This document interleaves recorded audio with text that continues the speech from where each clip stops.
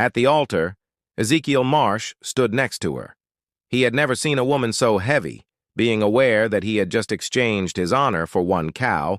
However, when Adelaide Quinn, that evening, he locked the bedroom door, discovered he didn't know. What he'd genuinely consented, the dry spell had been cruel. 3 months without any rain, and the animals owned by Ezekiel had dried out to the skin and bone before each one of them passes away. His ranch, which previously boasted 100 heads of cattle, now contained only cracked dirt and dashed hopes.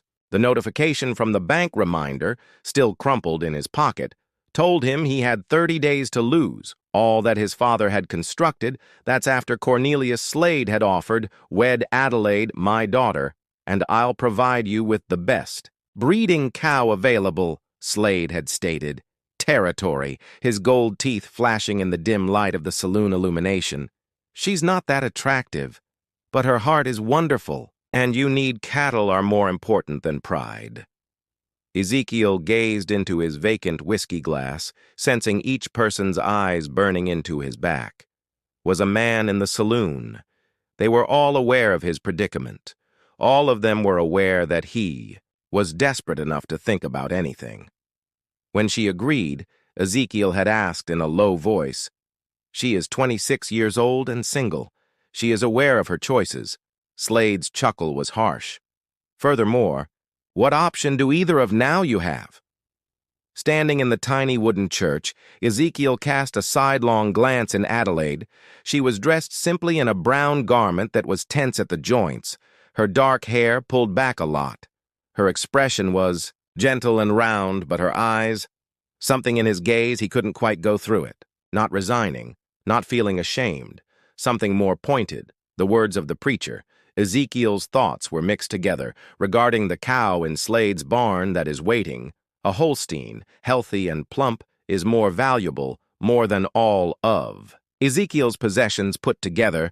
It would serve as the cornerstone for re-establishing his herd.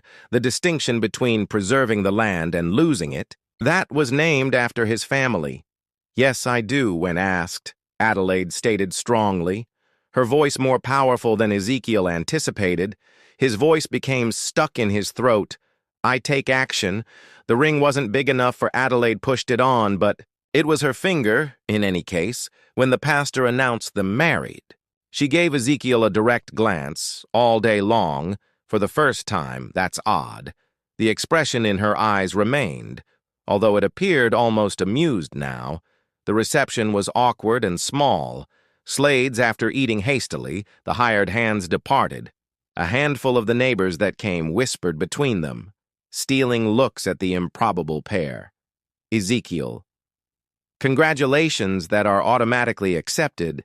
It was more like to condolences. As evening drew around, Adelaide silently, she collected her meager possessions. She had just one scuffed carpet bag, and she gripped the leather-bound book tightly. As the time came to depart for Ezekiel's, she climbed onto the wagon at the ranch, her weight making without help the spring's moan. The journey to his ranch was quiet, with the exception of the brook of wheels and the sound of coyotes howling in the distance.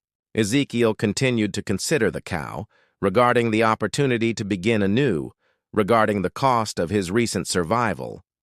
However, when they arrived at his tiny cabin, Adelaide then proceeded directly to the something about her stance in the bedroom altered. She made deliberate movements, not resignation, at which point she turned the both of them trapped by the key in the lock inside. And this evening, Ezekiel recognized would not resemble what he had envisioned.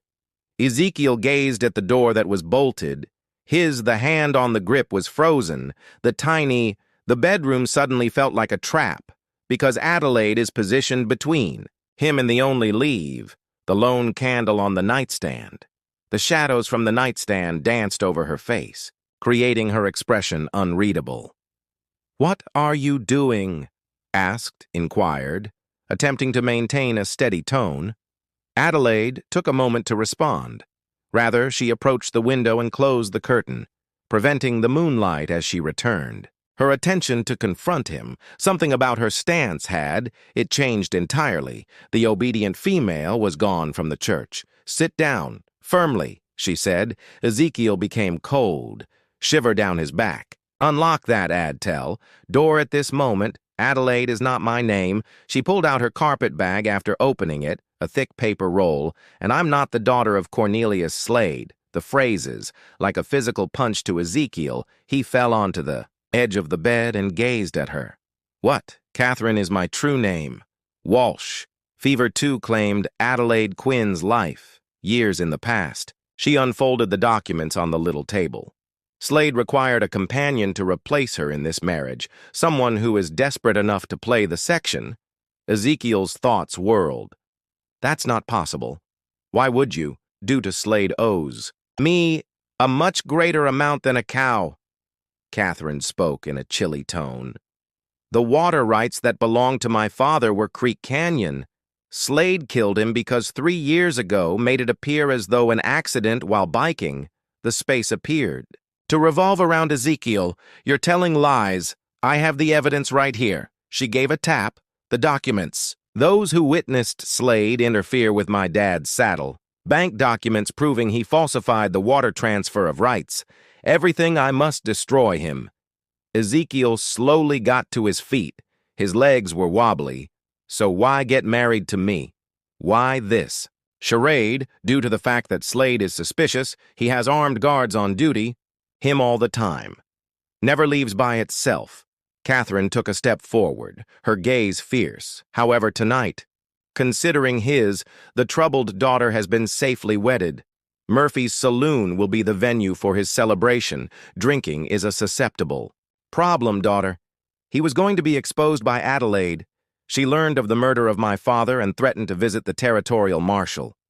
Catherine's tone grew softer, just a little. She was poisoned by Slade. Produced? It appears to be a fever. Ezekiel was ill. And you believe that I will assist you in killing him? I don't need your assistance in murdering him. Reaching into her carpet bag, Catherine once more, and took out a tiny glass vial containing a transparent liquid. I require your assist in ensuring that he pays for what he's finished. The vial's appearance made the blood in Ezekiel ran cold. Catherine, justice. Whatever you're intending. I'm planning justice, Ezekiel. She put the vial in the pocket of her dress. Slade stole and killed 2 people. Everything. Owned by my family. Tonight. He pays. Ezekiel made his way to the door. Once more. I refuse to participate in this nonsense. You are already, Catherine grinned, but it was devoid of warmth. You're married to his daughter, recall. When his body is discovered tomorrow morning, the first person they will suspect is you. Everyone is aware of how desperate you were. It was the ideal trap. And at last, Ezekiel realized why Catherine had appeared so giddy throughout the ceremony. He hadn't been her husband. He had been framed by her, however, what she was unaware of, Ezekiel's secrets, of his own. Additionally, after she opened that door to depart for the murder of Slade, she was going to learn that her ideal, one major fault in the plan, Ezekiel observed. Catherine takes another look at the tiny vial, her fingers steady over time, even though the size of what she had planned, she was unaware that he had been anticipating this time for months. Not precisely this situation, but a similar one. However, anything that would ultimately provide him with the opportunity to make amends with Slade. Cornelius, you're creating a... Ezekiel murmured softly. Mistake, the soul. I made the error of assuming that you would comprehend. Catherine approached the door, holding the key. Remain here when they, tomorrow, come ask questions and share. Your wife went to see her father there. One more time prior to beginning her new life. Hold on, Catherine. The voice of Ezekiel was serene, almost kind, prior to leaving, something that you should be aware of, that container. She stopped, placing her hand on the key. What, it's not poison? Ezekiel sat down, back on the bed, looking, abruptly calmer than he'd been all night. The water is tinted and slightly salted. Catherine's face was devoid of color. That isn't feasible.